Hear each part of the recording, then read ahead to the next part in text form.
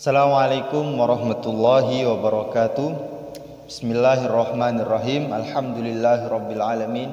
Assalatu wassalamu ala asyrafil anbiya'i wal mursalin wa ala alihi wa sahbihi ajmain, amma ba'du. Dalam kesempatan kali ini marilah kita mendengar sebuah kisah yang sangat indah. Kisah seorang anak sang raja, seorang anak khalifah, anak orang yang kaya, anak seseorang yang memiliki kehormatan, kewibawaan.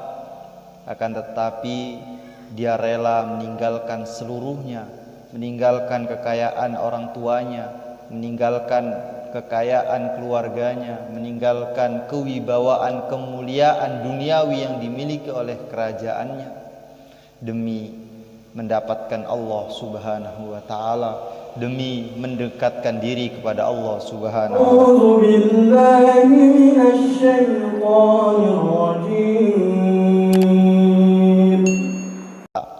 Yaitu kisah seorang anak milik Khalifah Harun ar-Rasyid. Bismillahirrahmanirrahim. Khalifah Harun ar-Rasyid rahmatullah alaih mempunyai seorang putra berusia sekitar 16 tahun. Ia sering bergaul dengan para ahli zuhud dan tokoh-tokoh agama pada masa itu. Ia sering mengunjungi tanah kuburan, duduk di tepi kuburan dan berkata, "Ada masanya ketika kamu tinggal di dunia ini dan kamu sebagai tuannya. Tetapi dunia ternyata tidak melindungimu dan nasibmu berakhir di kubur. Seandainya aku tahu apa yang engkau alami sekarang ini, tentu aku ingin mengetahui apa yang kamu katakan dalam menjawab pertanyaan-pertanyaan yang ditanyakan kepadamu." Ia sering membaca syair, "Taru'uniyal janaizu kulla yaumin wa yahzununi buka'un naihat." Pemakaman menakutkanku setiap hari dan ratapan wanita-wanita yang berduka cita membuatku sedih. Pada suatu hari, anak itu sedang ke istana ayahnya Harun ar-Rasyid yang sedang duduk bersama ajudan pribadinya, para pejabat dan tamu-tamu terhormat lainnya.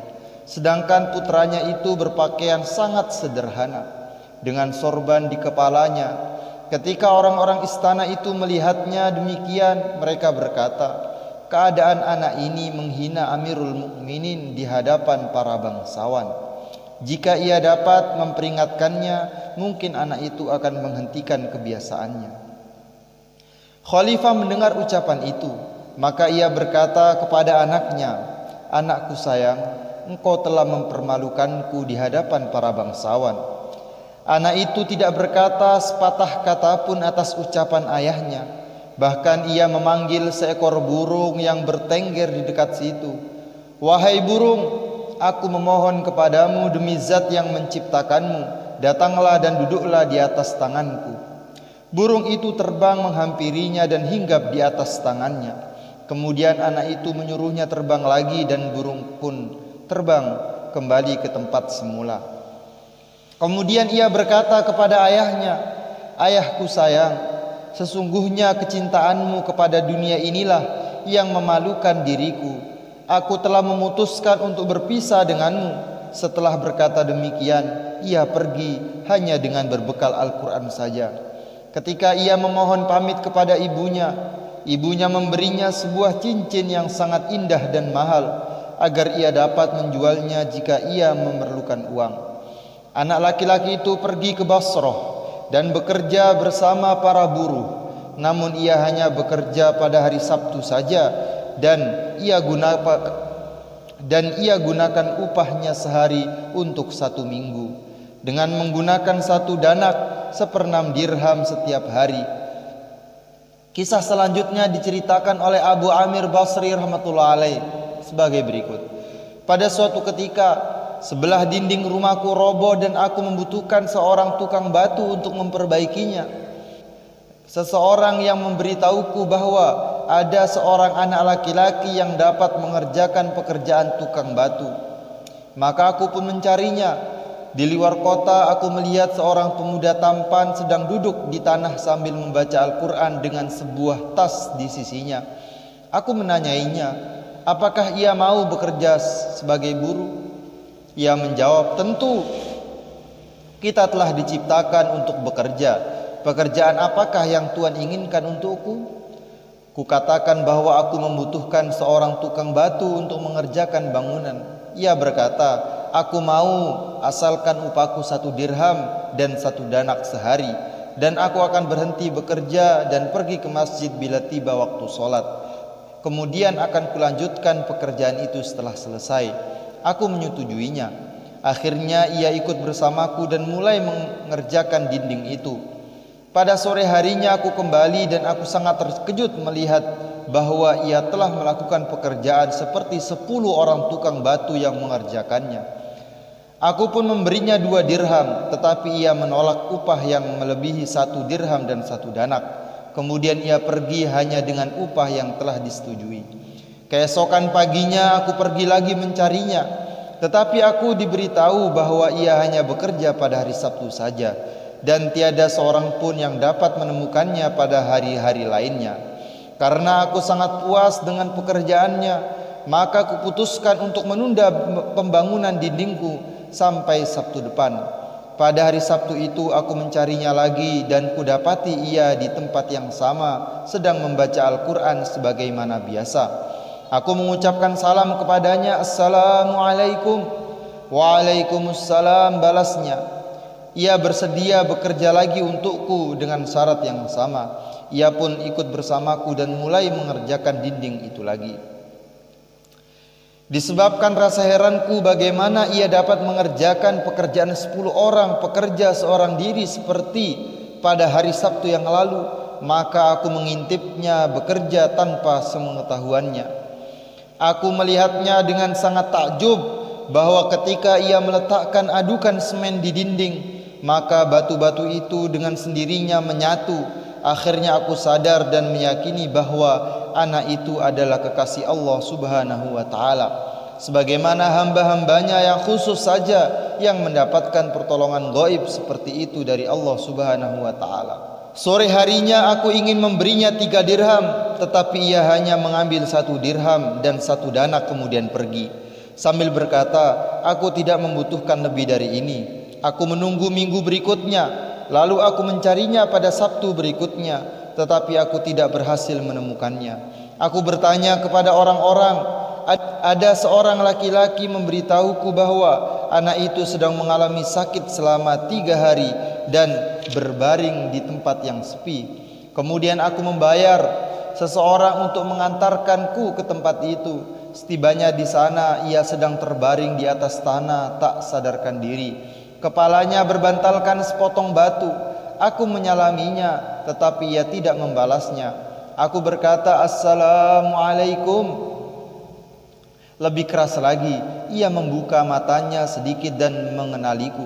Aku baringkan kepalanya di pangkuanku, tetapi ia kembali meletakkan kepalanya di atas batu dan membaca beberapa bait syair. 2 di antaranya masih kuingat berbunyi demikian. Ya sahibi la taghtarir bitana'umin fal umru yanfadu wan na'imu yazul wa idha hamalta ilal kuburi janazatan fa'lam bi annaka ba'daha mahmulu. Wahai kawanku, janganlah engkau terperdaya dengan kemewahan dunia, karena hidupmu akan berlalu. Kemewahan hanyalah untuk sekejap mata, dan bila engkau mengusung jenazah ke pemakaman, ingatlah suatu hari engkau pun akan diusung ke pemakaman juga. Kemudian anak itu berkata kepadaku, Abu Amir, jika ruhku telah melayang, mandikanlah aku dan kafanilah aku dengan pakaian yang kupakai sekarang. Sahutku, sayangku, aku tidak keberatan membelikan kain baru untuk kafanmu. Ia berkata, orang yang masih hidup lebih menginginkan pakaian yang baru daripada yang mati. Anak itu menambahkan, kafan lama atau baru akan segera membusuk. Yang tinggal dengan seseorang setelah kematiannya adalah amal perbuatannya. Berikan sorban dan kendi airku kepada penggali kuburku, dan jika engkau telah memakamkanku, sampaikanlah Al-Quran dan cincin ini kepada Khalifah Harun ar-Rasyid. Tolonglah agar langsung ke tangannya, dan katakan kepadanya, benda-benda ini telah dipercayakan kepadaku oleh seorang lelaki asing yang memintaku untuk menyampaikannya kepada engkau dengan pesan, wahai ayah, perhatikanlah, jangan sampai engkau meninggal dalam kelalaian dan terperdaya oleh dunia.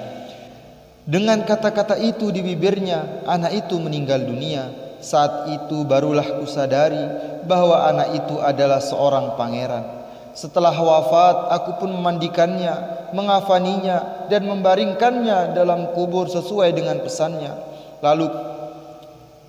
Lalu kuberikan sorban dan kendi airnya kepada penggali kuburnya. Kemudian aku pergi ke Baghdad untuk menyampaikan cincin dan Al-Quran kepada Khalifah. Sungguh beruntung, setibanya aku di sana baru saja iringan Khalifah keluar istana. Aku berdiri di sebuah tempat yang agak tinggi sambil memperhatikan pawai itu.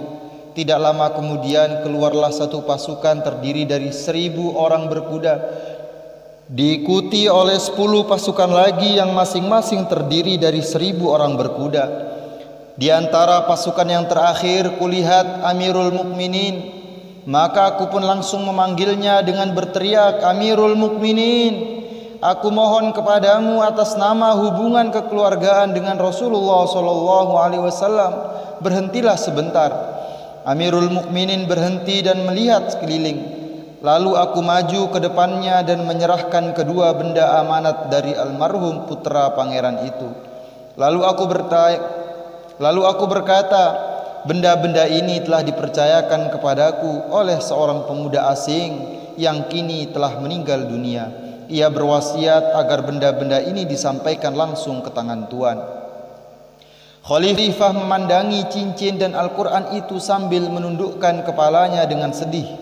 Aku melihat air matanya mengalir.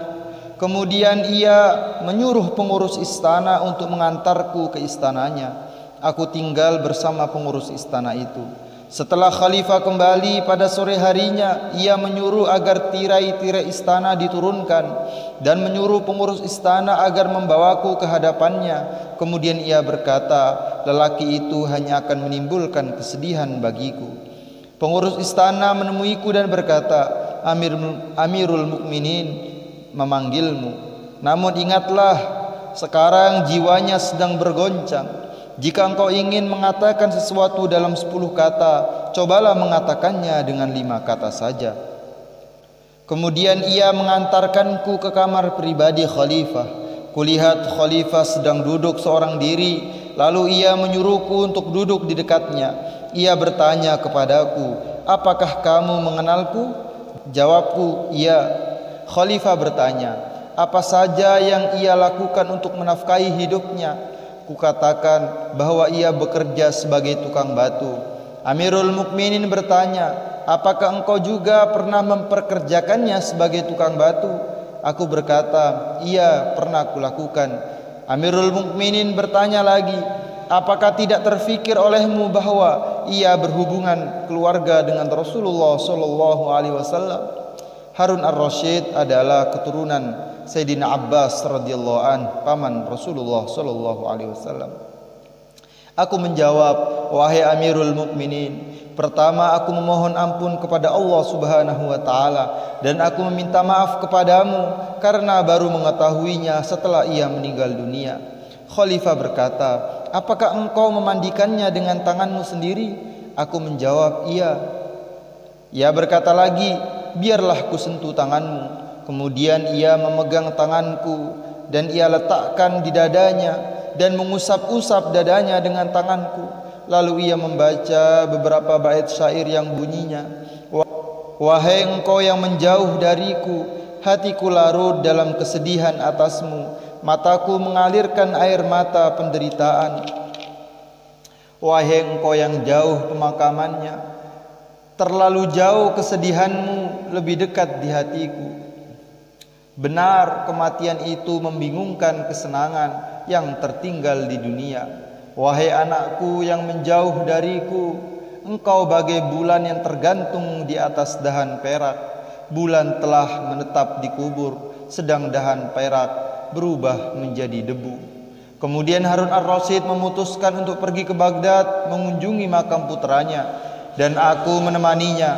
Ketika berdiri di sisi makam putranya, Harun ar-Rasyid membaca syair berikut ini: wahai pengembara ke alam yang tidak diketahui, tidak akan engkau kembali ke rumah. Kematian telah merengutmu pada awal masa remajamu. Wahai penyejuk mataku, engkaulah pelipur laraku. Kediaman hatiku di kesunyian, engkau telah merasakan racun kematian, yang seharusnya ayahmulah yang minum di usia tuanya. Sungguh setiap orang akan merasakan kematian, apakah ia seorang pengembara atau seorang penduduk kota. Segala puji bagi Allah yang Maha Esa, yang tidak mempunyai sekutu baginya, karena ini adalah bukti dari keputusannya. Pada malam berikutnya setelah menunaikan kebiasaan ibadah harianku, dalam tidurku aku bermimpi melihat sebuah istana berkubah penuh cahaya. Di atasnya ada awan dari cahaya yang menaunginya. Dari awan cahaya itu keluarlah suara almarhum pemuda itu dan berkata, Abu Amir, semoga Allah subhanahu wa ta'ala menganugerahimu pahala terbaik. Aku bertanya kepadanya, sahabatku, apa yang telah engkau alami di alam sana? Ia berkata, aku telah diakui di hadapan Robku yang Maha Pemurah, dan ia merasa senang denganku. Ia telah memberiku karunia yang mata tidak pernah melihatnya, telinga tidak pernah mendengarnya, dan akal tidak pernah memikirkannya.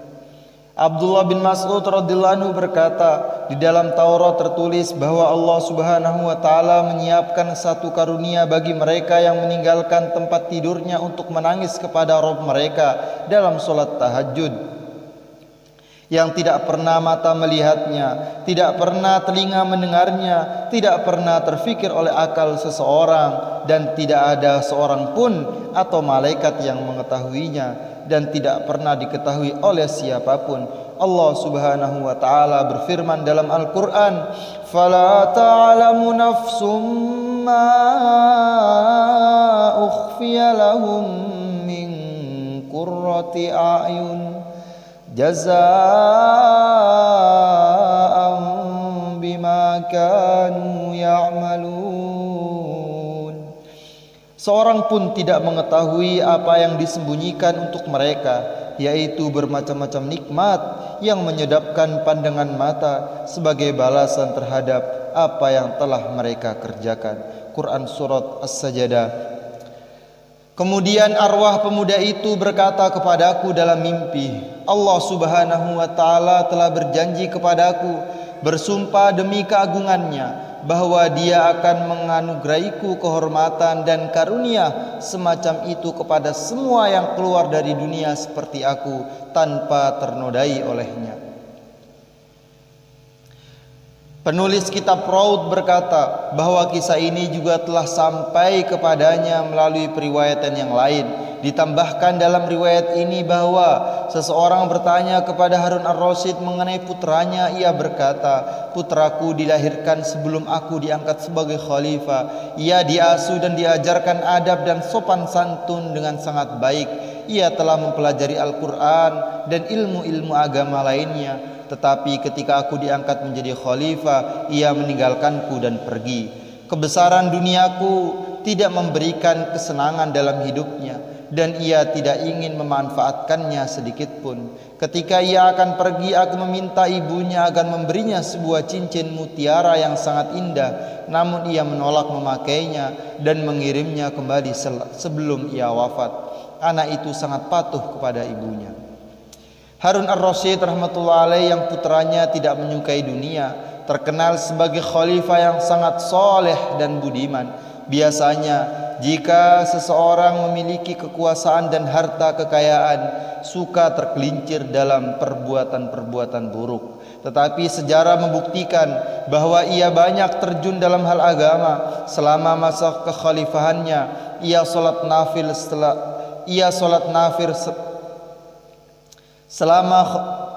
Selama masa kekhalifahannya, ia sholat sunnah 100 rakaat setiap hari hingga wafatnya. Ia suka bersedekah dari saku pribadinya 1000 dirham setiap hari. Ia juga memimpin pasukan jihad dan beribadah haji 2 tahun sekali. Apabila beribadah haji, ia membawa 100 alim ulama dan putra mereka bersamanya. Dan pada tahun-tahun ia berjihad, ia akan mengirim 300 orang rakyatnya untuk pergi haji. Ia menanggung biaya-biaya perjalanannya, makanan dan pakaian mereka. Ia memberikan pelayanan dan pakaian yang terbaik untuk mereka. Ia pun biasa memberikan hadiah kepada siapapun yang meminta pertolongan dan menolong siapapun atas kehendaknya tanpa diminta. Ia sangat mencintai para alim ulama. Suatu ketika muhaddis terkenal Abu Muawiyah ad-Dharir makan bersama Harun ar-Rasyid. Setelah makan, ketika ulama buta itu berdiri untuk mencuci tangannya, khalifah langsung mengguyurkan air ke atas tangannya dan berkata bahwa ia melakukan itu karena penghormatannya kepada ilmunya.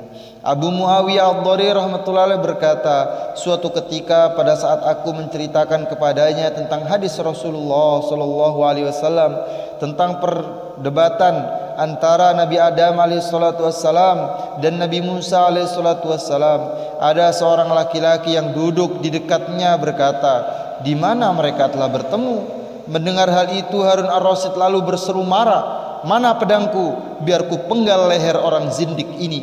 Ia berani membantah hadis Rasulullah sallallahu alaihi wasallam.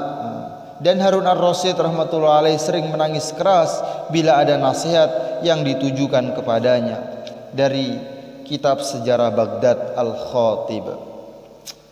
Alhamdulillah wa syukurillah wa ala nikmatillah. Bersyukur kita kepada Allah Subhanahu wa taala.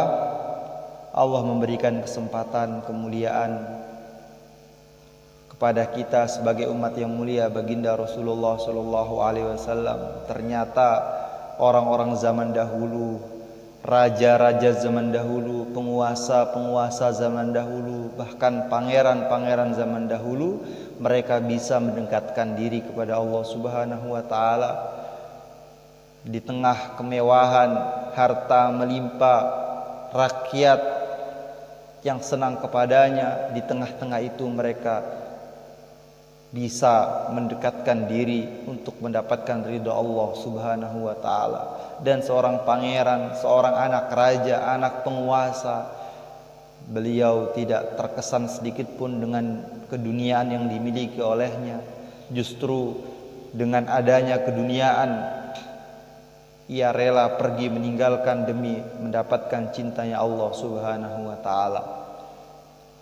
Dari kisah ini marilah sama-sama kita sama-sama berdoa kepada Allah, semoga rahmat yang Allah berikan kepada Raja Harun ar-Rasyid, kepada putra beliau, nikmat yang Allah berikan kepada mereka, semoga Allah juga berikan kepada kita. Amin amin ya rabbal alamin. Cukup sekian yang dapat saya sampaikan, kurang lebihnya mohon maaf. Wabillahi taufiq wal hidayah. Wassalamualaikum warahmatullahi wabarakatuh.